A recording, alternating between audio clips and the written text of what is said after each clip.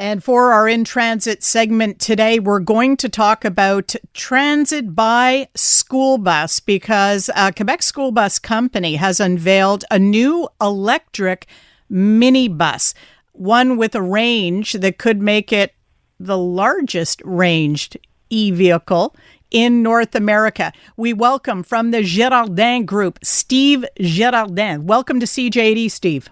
Hi, Trudie. Thank you for having me and having an interest in our announcement. Do you have a name for this new minibus? So we call it the G5E, and it's going to be available in two denominations of 140 and 175 kilowatts of power. What does that mean in terms of the performance of the vehicle? So what does that mean is that when we started kind of conceiving the vehicle about 2 years ago, we really wanted something that would be more in line with the customer's need, and we really wanted to leapfrog the technologies that were available then. So basically, we set out to really deliver a 300 plus kilometer vehicle that would really meet all the needs of the transporters across North America, and more particularly in Quebec. And with the evolution of the technologies, we're able to integrate faster charging also, which allows the vehicles to charge more than once during the day and deliver more than 600 kilometers of range during 1 day of operation. So that's pretty important milestone that we've hit with this vehicle. 300 kilometers per charge, and how long does that take to charge the battery?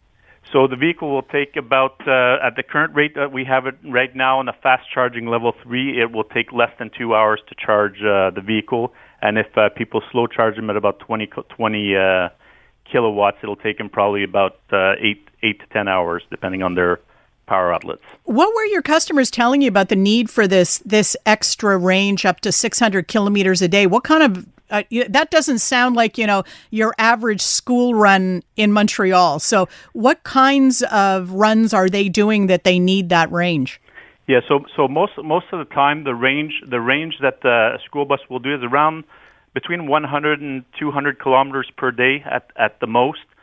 So even with the current technology that we had before, operators were able to deliver the range, but they'd had to charge midday to get to it. But this one will allow transporters to really get the range in one full charge and get the vehicle out and back without having to manage charging in between runs. So I think that's a big leapfrog advancement. Do they foresee being able to use these electric minibuses for longer trips, for example, for, seniors groups go on excursions all the time in these small school buses that take them quite far away. Is that the type of range they're looking for, the type of business they're hoping to be able to develop with this vehicle? Yeah, so the combined range of 300 kilometers and the fast charging allows the vehicle to be much more deployable in larger range. But we also offer kind of vehicles for adult transportation also that are we call buses. But basically, we have more specific. They're more adapted to the adult passengers in terms of seating, in terms of ergonomics, and all that. So we do offer that also in the electric configuration. How many seats in the school bus? How many seats in the adult bus? So an adult bus will go about up to 25 passengers, and the school bus will go up to 30 passengers. So that's a significant option for a bus company that, in an outlying region is doing a lot of mileage through rural areas, for example. That might be an interesting electric option. Absolutely, and that's what we were targeting when we set out for this 2 years ago. We really kind of put aggressive milestones that we didn't know how we were going to achieve, and basically achieving them really hit a lot of so the customer feedback when we showed the vehicle on Sunday was you've hit every single box and expectation that we had in an electric school bus. So we're very, the team really worked hard and in delivering those milestones and those key performance metrics. Can you sell these on any fuel savings? The fuel, the fossil fuel versus the hydro power needed to charge the batteries? Is there a savings there for bus companies? Yeah, so there are savings in terms of energy, but there is a pretty thorough study that's being done by the Fédération des transporteurs d'autobus du Québec, which is really trying to understand all the ancillary costs that gravitate around in electric vehicles beyond just the charging of the vehicle. So there's a lot of other ancillary costs that need to be understood. And right now, there's a very thorough study, like I said, from the Fédération that is doing a very good job at putting that together. So they're going to look at what maintenance, for example, everything. In terms of driving, is there any difference for the driver? Yeah. So when we first set out to do the electric minibus, so years ago, Bluebird set out in '94 to deliver the first electric vehicle. So Bluebird has been doing this for a while. And basically, when we set out to do the minibus, we wanted the drivers to feel comfortable as soon as they sat in the seat and recognize the environment and the operating kind of dynamics of the vehicle. So in getting to our vehicle, the driver will not feel a difference between combustion engine or an electric vehicle. It's a very familiar environment and driving dynamics, like I said. How does the driving and the battery power stand up to our very tough Quebec winters? So obviously winter is definitely a challenge, and you need to onboard a lot more battery capacity to get through the winters here. But the important thing is that there's new technologies and new kind of ways of doing things that have evolved since we started out.